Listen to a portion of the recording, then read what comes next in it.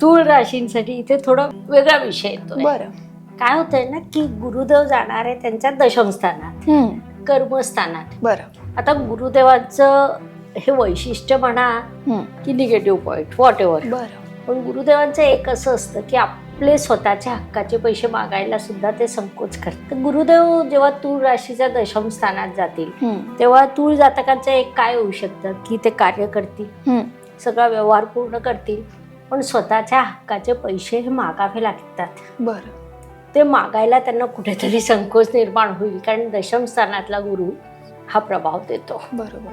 तर ते तुम्ही स्वतःमध्ये बदल करू शकता की तुमच्या लक्षात येईल हे याच्यामुळे घडतंय ना, मग आपण योग्य पद्धतीने आपली अधिकाराचे जे पैसे आहेत त्याची डिमांड करावी. बरं. हे तूळ जातकांनी एक लक्षात घ्यावं. तूळ राशीसाठी गुरुदेव हे तृतीयेश आणि षष्ठेश आहेत, म्हणजे प्रवास, परिश्रम, स्पर्धा, कोर्ट केस, न्याय, कर्ज, ऑफिस आणि जॉब, बरं. या सगळ्या गोष्टींचं स्वामित्व त्यांच्याकडे आहे.